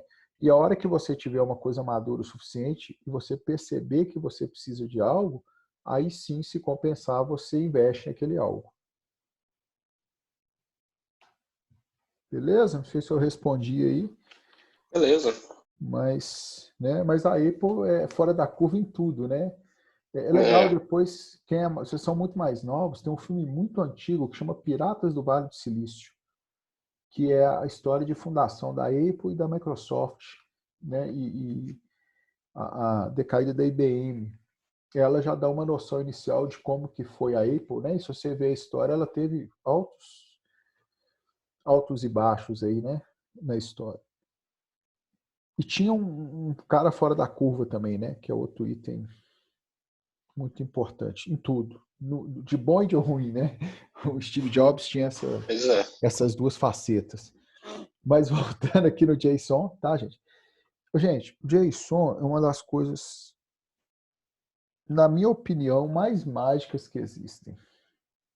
Né? Eu falo que ele é lindo. Por quê? Ele é uma coisa muito simples, só que ele traz consigo um conceito extremamente útil e complexo. Tá? Então, o JSON, né, ele é um acrônimo para JavaScript Object Notation, ou seja, ele é uma notação de objeto JavaScript. Tá? Ele é um formato leve para intercâmbio de dados computacionais, um subconjunto da notação de objeto de JavaScript, né, mas o seu uso não requer JavaScript propriamente dito. E é muito utilizado em integração de sistemas. Aonde que está a mágica desse cara? A primeira mágica é ser leve, né? Ou seja, o conjunto de dados que você consome para transitar, né, é muito próximo ao conteúdo dele. Então, é o primeiro ponto positivo, né? Porque quando você transita os dados, você tem que lembrar que você tem que transitar duas coisas. A informação em si, ou seja, o conteúdo, e a estrutura da informação. Então, se eu for analisar esses dois, né, é praticamente uma relação 1 para 1. Tá? O que ele ocupa de espaço para transitar é equivalente à sua estrutura e ao seu conteúdo. Então, nesse ponto aqui, só nesse ponto, ele já teria um ponto positivo ao seu principal concorrente, que é o XML. Beleza? Porque ele é muito menor. O segundo ponto positivo, que o fato, né, dele ser uma notação nativa do JavaScript, tá, faz com que, caso eu esteja trabalhando JavaScript do lado servidor e do lado cliente, eu não tenha que fazer nenhuma operação de transformação de dados para que ele possa ser, né, trabalhado em qualquer um dos dois lados. Então, por exemplo, quando eu trabalho com XML, né, dentro da minha aplicação, eu trabalho com os dados como sendo objeto dentro. Então, imagina que eu estou usando C#, ou eu estou usando Java. Então, eu estou trabalhando, né, com a estrutura de objeto da linguagem que eu estou trabalhando. Aí, para transitar, eu tenho que fazer uma operação de transformação desse objeto num formato XML. Né? Então, aí eu faço essa transformação, isso me gera um trabalho computacional.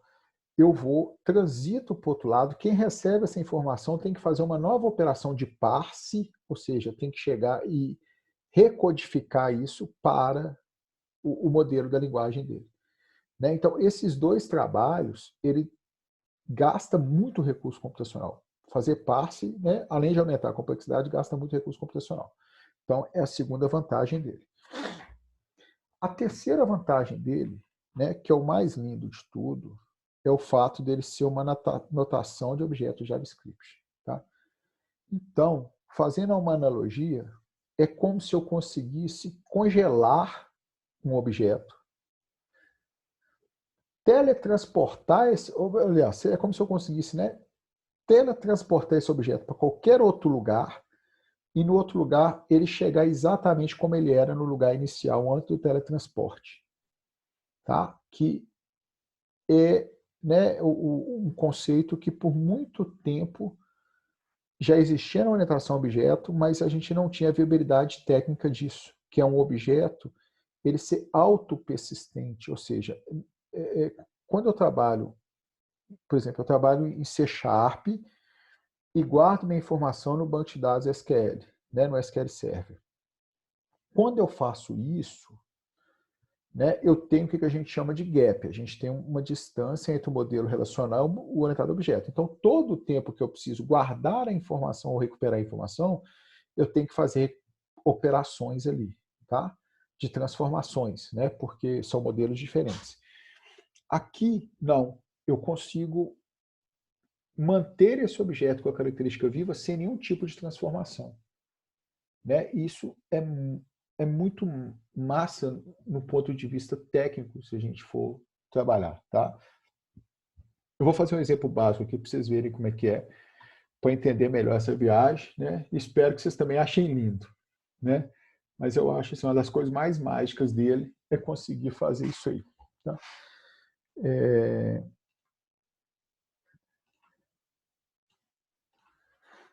Né? Então, ele é um formato leve, permite intercâmbio de dados entre clientes e servidores, ajuda a criar objetos complexos de maneira simples, o tamanho reduzido e é um substituto natural e eficiente do XML.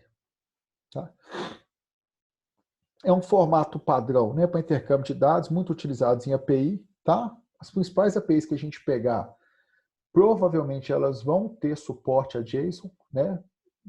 É muito comum ter XML e JSON, mas cada vez mais trabalhando com JSON. Né? E a grande vantagem para o JSON, né, em relação ao XML é a sintaxe mais limpa e facilidade de trabalhar com esse formato em diversas outras linguagens. Né? Seja cliente, seja servidor. Então, gente, essa aqui é a notação dele. Tá? Então, se eu estiver falando, né, de objetos, o que eu faço? Eu abro chaves, né? Dentro das chaves eu coloco um par de chave e valor e fecho chaves. Se eu estiver trabalhando vetor, em vez das chaves, eu uso colchetes. Né? Então, esse é o formato. Tá? O formato, essa variável recebe aqui, ela não faz parte do formato, mas é para a gente conseguir testar aqui no navegador, a gente vai precisar dela. Então, aqui é um exemplo. Né? Esse aqui é um arquivo JSON que representa um objeto empresa, tá? Com 3 atributos. Né? Se eu pegar isso aqui, então, que eu vou pegar aqui meu navegador.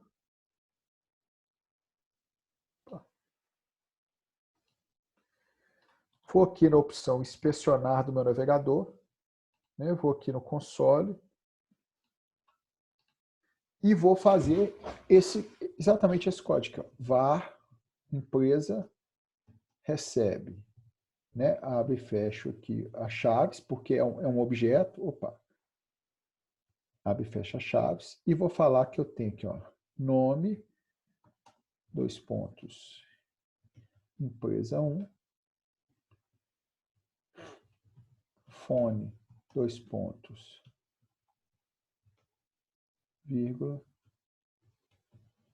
cidade, 2 pontos, o BH aqui. Opa. Esqueci de fechar aqui. Então, olha só. O formato JSON... Deixa eu ver se eu consigo... Opa. Né? É isso daqui, tá, gente? Isso aqui é o formato. O formato é, se eu quero representar um objeto, eu ponho abre chaves e dentro das chaves eu coloco o nome do atributo, o valor do atributo separado por vírgula. Né? Quem quiser testar aí igual o meu aí, tá aqui no chat. Dei Enter aqui. A partir desse momento, né, eu tenho aqui agora um objeto empresa. Tá? Então, se eu colocar aqui, ó, empresa, ele já é um objeto, né? Olha lá, tá vendo? Empresa.nome. Né? Lá, empresa.nome é empresa 1. Né? Eu posso fazer um if aqui, por exemplo. Ó, se empresa.cidade foi igual a BH, né? Não sei. Eu vou pôr outra variável aqui.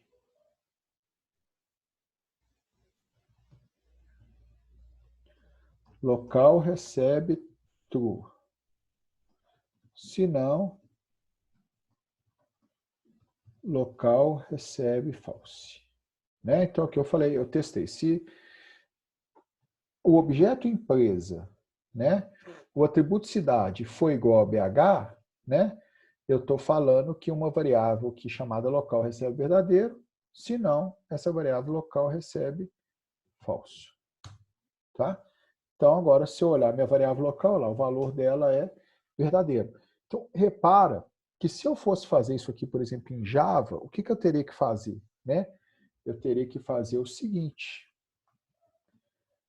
Eu teria que fazer aqui class empresa. Né? Aí aqui dentro eu teria que colocar string nome, vírgula cidade, vírgula fone. Né? Aí eu teria que construir aqui um construtor empresa. E esse construtor teria que receber nome, fone e cidade. Aqui dentro dele, né, eu teria que ter dis.nome recebe nome, dis.fone recebe fone e dis.cidade recebe cidade. Né? Aqui não, gente.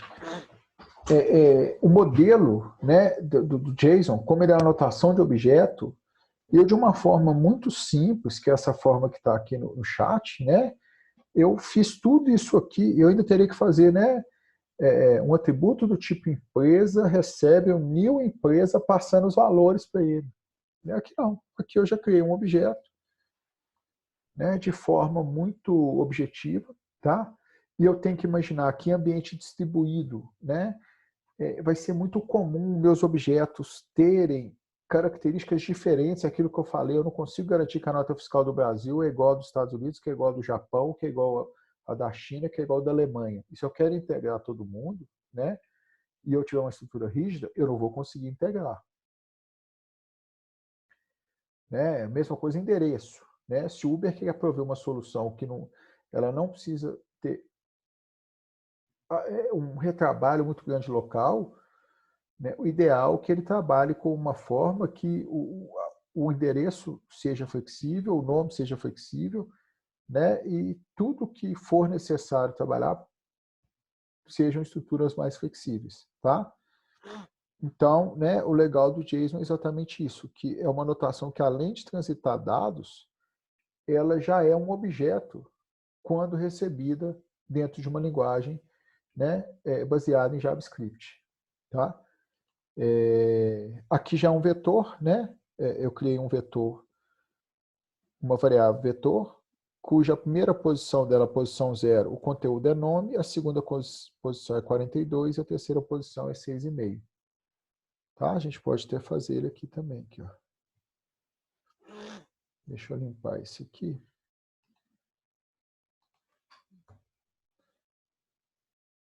Pessoal, tá tranquilo até agora ou o negócio complicou? Era começou os códigos? E aí? Professor, como que o programa vai entender que isso é um vetor de string? Como que ele vai entender que isso é um vetor de outro tipo de dado? Beleza. Uma pergunta bem legal, bem importante. Isso é um ponto que é muito questionável em relação à segurança, né? Porque quando a gente tem uma linguagem de programação, o tipo de uma variável, né? A gente tem dois momentos que a gente define isso. Ele pode ser um tipo estático ou um tipo dinâmico, tá? E essa vinculação do tipo, ela tem momentos que ela pode acontecer. Então, em linguagem Java, em linguagem C#, a gente fala que o tipo ele é estático, ou seja, uma vez definido o tipo de uma variável, né, esse tipo não pode mudar. Tá? O que eu posso fazer em determinadas situações? Fazer uma conversão do valor e utilizar naquele contexto, mas eu nunca vou conseguir mudar o tipo de uma variável, né?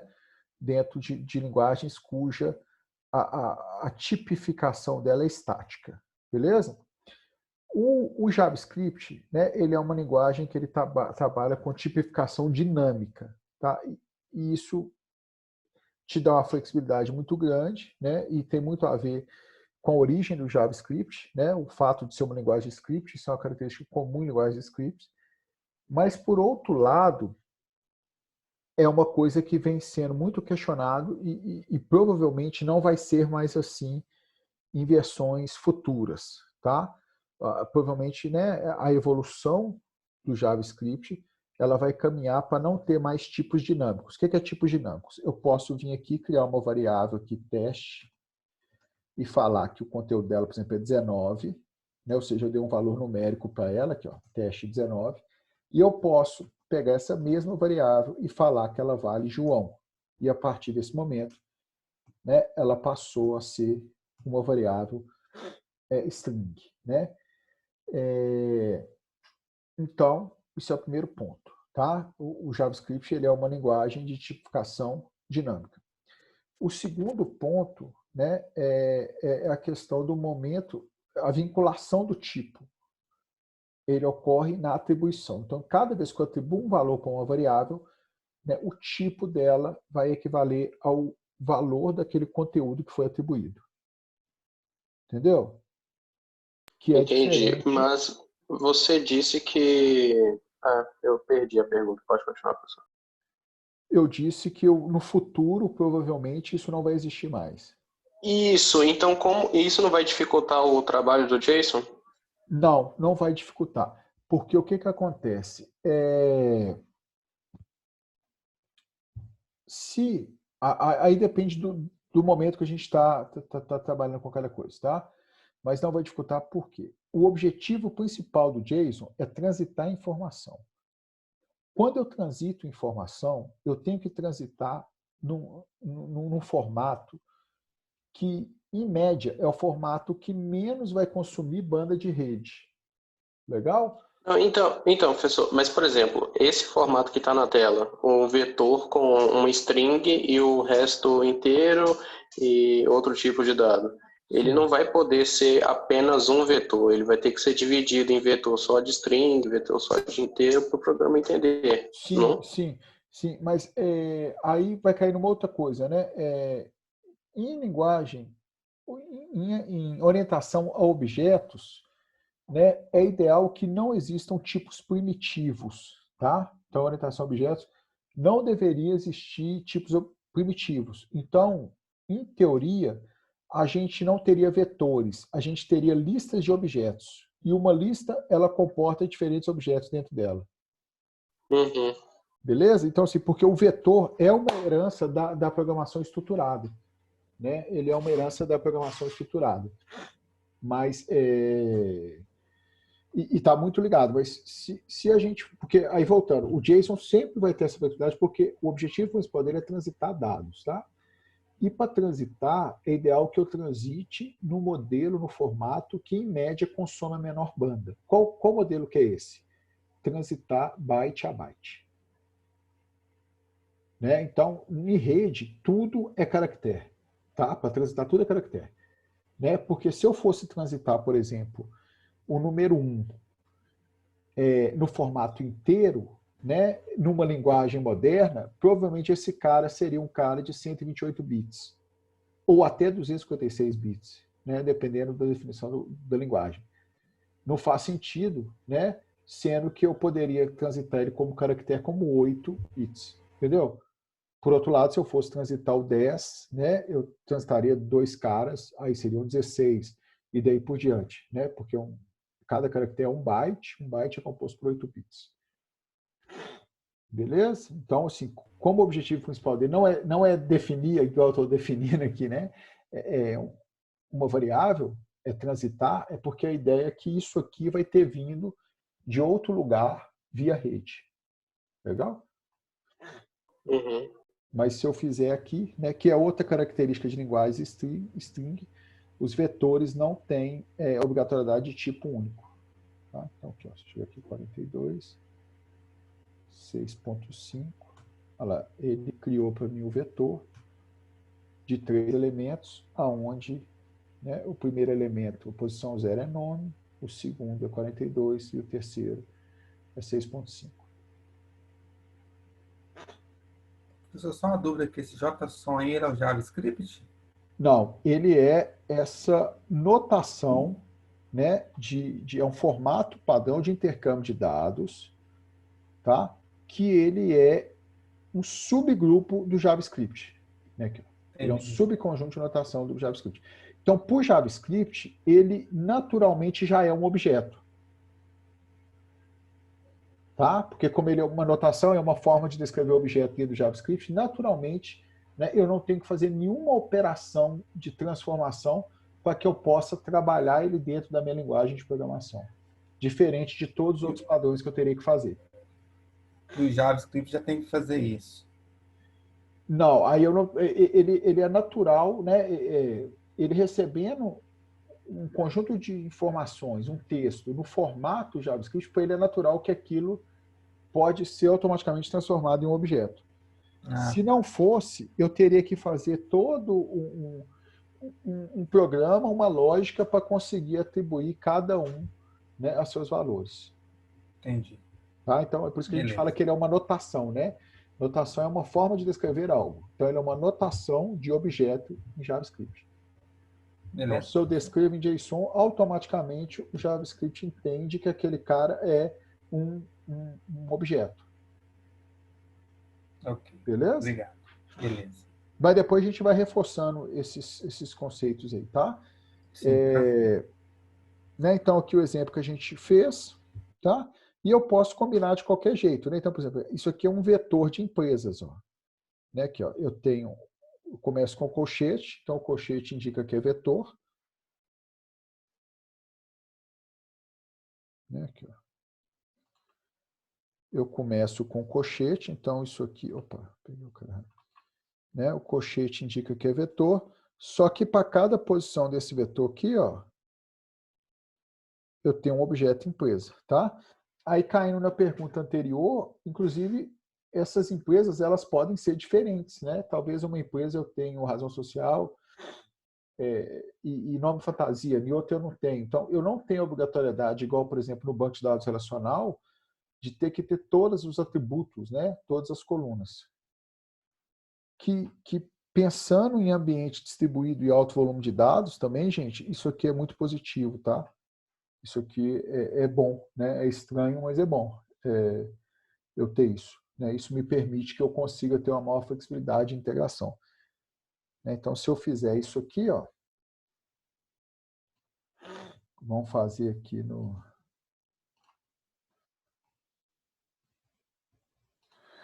O Thiago fez uma pergunta aqui, se ainda se utiliza o termo vai e o let. Lá na frente a gente vai discutir essas diferenças, tá, Thiago? Tem diferença, né?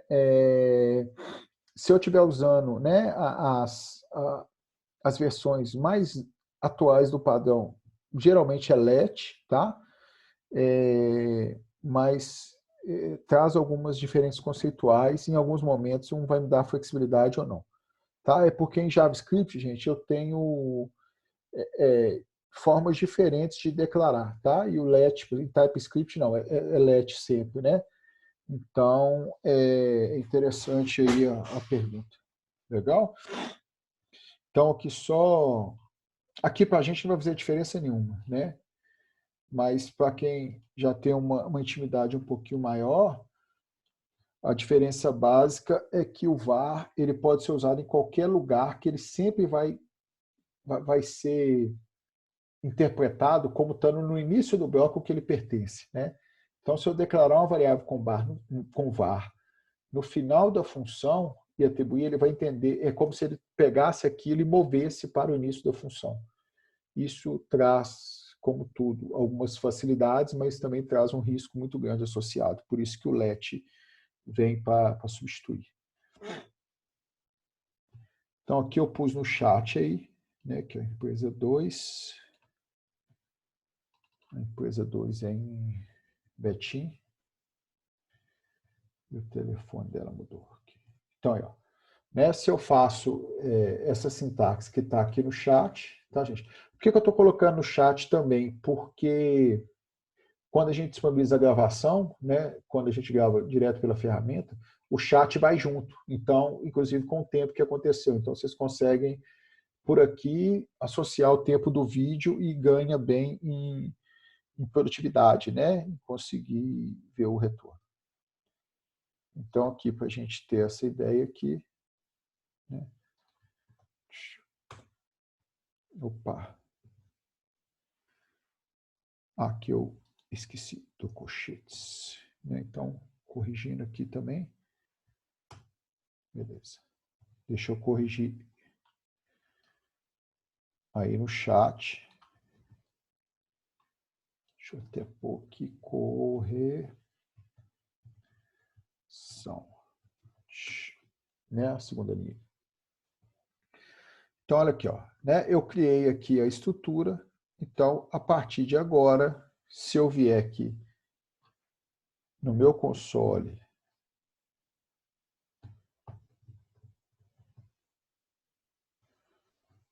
né, e colocar aqui, deixa eu limpar ele aqui. Aqui, ó. Empresas, tá vendo lá? Empresas agora, né? Eu tenho um vetor de duas empresas, onde eu tenho empresa 1 e empresa 2. Se eu colocar empresas na posição 0, eu tenho a empresa 1. Se eu pegar a empresa na posição 1, eu tenho a empresa 2.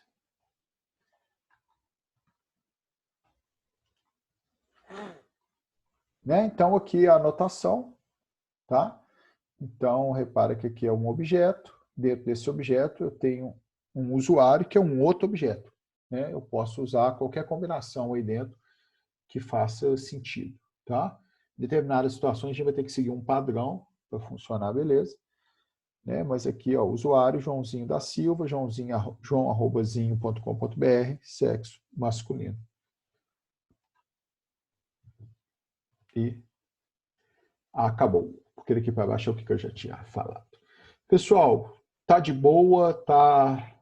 Então, como é que tá isso? Vocês estão sentindo o ritmo aí? Como é que é?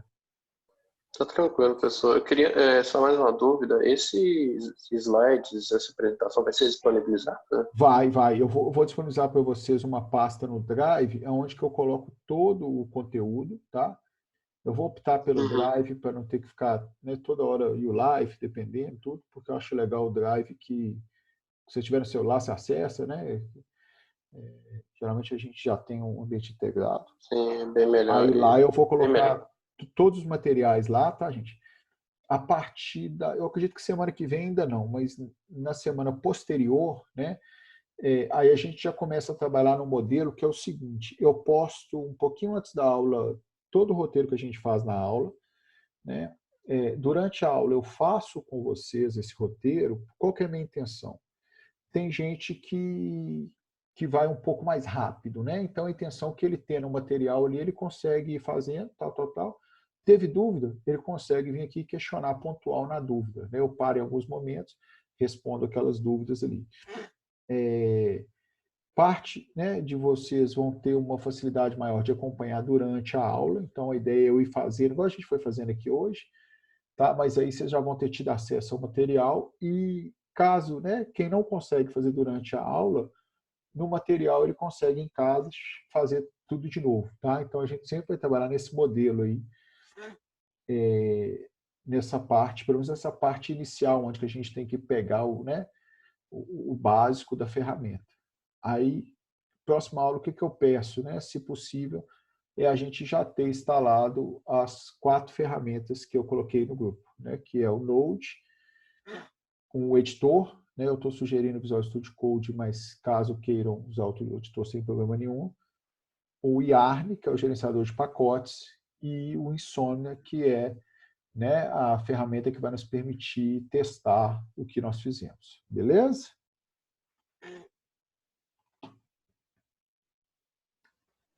Beleza ou não beleza? Beleza, Next. professor. Pessoal, então agradeço a presença de todos aí, né? Desejo uma boa noite e eu acho que a boa parte de vocês a gente se reencontra amanhã, né?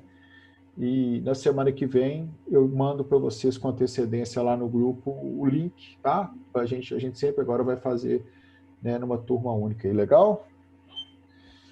Boa noite, um abraço. Tchau, tchau. Boa noite, pessoal.